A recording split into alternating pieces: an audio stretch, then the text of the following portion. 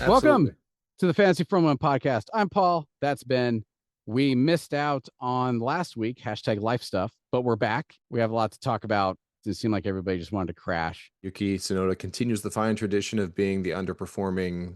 Both Red Bulls finished in the points. Is that the first time this season that has happened? Yeah, Again, albeit it's first and 10th. This is a market improvement for the Red Bull team. where it really hurt last week was the Mercedes team because Kimi Antonelli DNF'd, Yeah, if I Russell remember finished correctly. seventh. So yeah, not great. Especially, I think you and I each have some Mercedes heavy teams. On one team, I had Kimi Antonelli. I had Mercedes as my constructor. That team scored a total of 8 points. George Russell, when he got his 2X, he got 15. So he got 30. He Yeah, literally got 15 points. I Yeah, mean that's just rough. it's the ongoing Formula One meme is, for George Russell, is does nothing, gets P3. Generally, it's what you want out of the guy. However, one lesson I did learn this week, been in kind of set it and forget it mode for the last 2 or 3 weeks with my Mhm. teams, and it's been working for me. I don't have any major chess moves up my sleeve in terms of how I want to restructure anything. But one thing I did completely forget is the Jack Doohan on Yeah. Alpine. He was one of my budget drivers. I got slapped with a 25-point inactive driver penalty. So not only did I not score any points with him, I actually went -25 because he wasn't on the grid. So if you haven't been paying attention, go in. If you have Jack on your team, drop him now. Find somebody else. Doesn't matter who. It'll be less of a pain than leaving him in there. So Absolutely. a couple takeaways from last week. If anything, this was a statement race for at least a few of the teams. Hmm. Max Verstappen is still Max Verstappen. He Yep.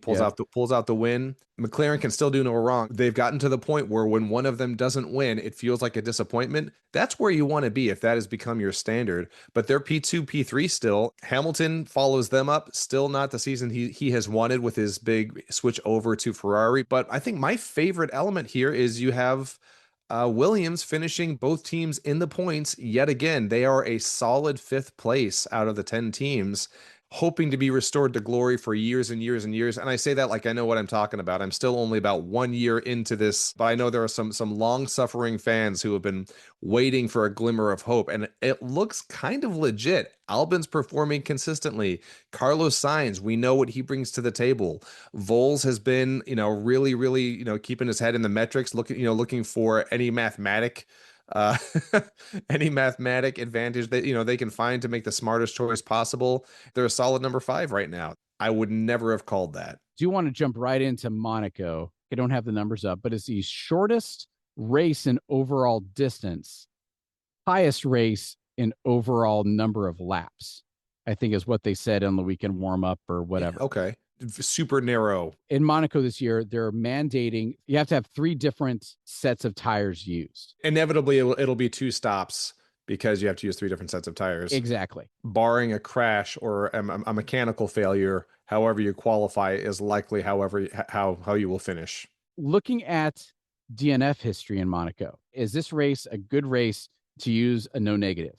Because last year there were 1, 2, 3, 4 DNFs. The lead lap started at P7. Everybody else was at least 1 lap down, and 4 cars DNF'd. Granted, Haas and Sergio Perez started playing bumper cars and stuff like that. Go back to 2023. Lead lap started at P8, 2 DNFs, Stroll and Magnussen. In 2022, the lead lap started at P14, 3 DNFs, Magnussen, Schumacher, and Alex Albon. For us fantasy players, do we cover off our lead team with a no negative just in case? Or do we wait for the bad weather, the rain days, to use those? Well, then shoot, I should probably want to cover that off, We talked to Mola. We talked team dynamics and takeaways. We talked paying attention to your team and not getting penalized for having non-existent drivers. And we've got Monaco coming up, and we've got very specific things to watch for. I'm excited to see how this differs from previous years. I hope the changes are good. But I have a couple important questions to ask you here, Love Paul. it. Send it. All right, so 2026, there's supposed to be a major collaboration between Formula One and Disney. I'm assuming that means livery, fancy paint jobs on the cars, which I'm a sucker for that stuff. I love it. Right. Barring any of the characters from the Cars movies, who would be the best Formula One driver? Donald Duck. Donald Duck literally fought the Nazis. Everyone's in on board. Everyone's searching for that dude.